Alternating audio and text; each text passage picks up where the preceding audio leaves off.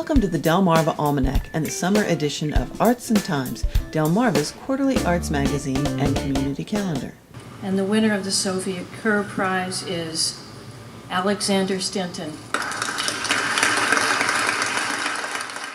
This is the 47th year that Washington College in Chestertown, Maryland, has granted the Sophie Kerr Prize to the graduating senior who shows the most ability and promise as a writer. Endowed by Sophie Kerr, a native of Denton, Maryland, it is the largest literary award given to an undergraduate in the country. This year's winner, Alex Stinton, is also a native of Maryland's Eastern Shore, having grown up on Tilghman Island and graduated from St. Michael's High School. We met recently in the small patio garden behind his parents' home, where he talked about how he became interested in writing. In the 10th grade, this teacher for just a basic lit class in high school, she had us read from Wordsworth's, epic, the Prelude. We read the stolen rowboat scene where young Wordsworth goes out and he steals this row. He just finds a rowboat, takes it out, and then his guilt at stealing it kind of manifests itself in this big storm that's sort of demon-like, and he returns the rowboat. But I don't know, just fallen in love with the language, and it was so new. It was so new and such. I'd never heard kind of archaic, the inverted syntax and the betwixt and lo,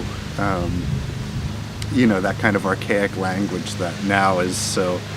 If you were to write like that, it's so silly. I mean, just really laughable. But at the time, it was really gripping. I think I wrote like that for the longest time. Thank God I got out of that.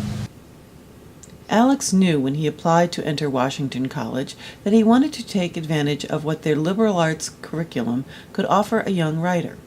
He found value taking classes both within and outside of his major. I think in a very natural way, psychology is a pretty good influence on writing. I mean, we're writing about people. That's what good writing is, about people. We're dealing with doing people things and dealing with people problems. They took a number of, I think they were called special topics courses. One, my favorites in this, everything leads back to Wordsworth, was a romanticism course with Dr. Gillen.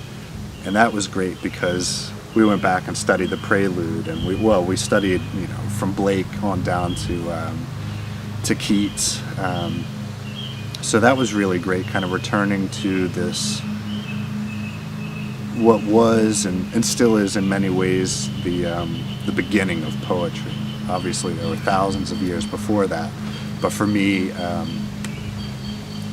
in a kind of metaphoric but in a very real way, the beginning of poetry. I think that was second year, and then moving along, another special topics course on Yeats, Joyce, and Beckett. I'm a huge fan of Irish literature.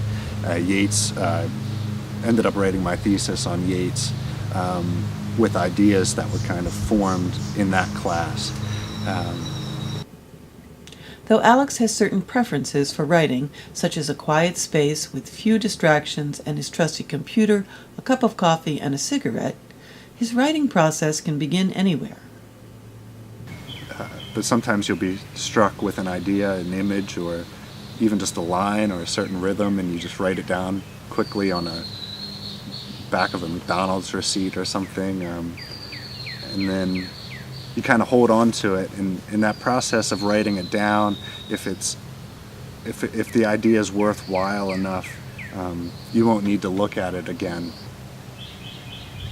I find I'm more conscious of rhythm. I won't say meter, but rhythm in poetry, writing poetry, more so than I am in music, though I think they are, again, hand in hand. It's funny, Ezra Pound, back in the early 1900s, composed or wrote a basically 3 rules for the modern poet, and one of them was to compose not in the sequence of the metronome, but in the sequence of the musical cadence. So he found a distinction, I think, between pure metrics, mathematical rhythms, and more natural rhythms. Pound also recommends direct treatment of your subject and using only those words that really contribute to it. This practical approach is a good fit for a writer who has grown up by the waters of the Chesapeake. There's a lot of water in my work. My stepfather is a waterman. When I was really little, we used to go out. My brother and I, and even my mom, would go out with my stepdad David out on the boat when he went in the summer when we weren't in school or anything. Go crabbing. So a lot of mornings were spent sleeping up in the bow of his boat. So I don't know. I haven't, like I was saying about Wordsworth and trying to imitate him, for the longest time I didn't write about the Eastern Shore, and then I just kind of started. It wasn't, I don't think, a conscious decision, and it's not something I'm trying to, hopefully not something that seems like exploited, but it's just, maybe it falls into the old saying, write what you know, which I don't know if there's any truth in that or if there's any wisdom in that, but it's kind of what I'm doing, I suppose. You want 2 written traces in your life, one of which hopefully is the work, and then the other is the paycheck from whatever it may be. I hope to be a college professor as a means to, if anything, put food on the table, hopefully. Alex was kind enough to recite his poem, Somewhere on the Eastern Shore. Last light collects across the creek, and there, like jadeite or in a dream, it grows in evergreen hollows. The water carries a softening music. Somewhere someone's lit a fire, the wet smell of hearth opens to the sky, and farther off a loud door shuts, settles. Who knew we'd never go west? That the veins down this neck of the woods would keep us. I imagine our primeval pioneer, ear to the ground, finger finding windward like an auger in the heart of things. He must have gazed on collapsed light and place creeping both inward and away. Tides shift, yes, but come morning I'll see jets trail a railway for the sun, and the whole country asleep, knowing its station is fixed, if forgotten, necessary as the split-second silence between some and where. Alex says that teaching will give him the opportunity to share his excitement for literature and writing with students. For his readers, he hopes to create a different type of opportunity. So every time you think about who's going to read this or what are they going to think, it doesn't really matter.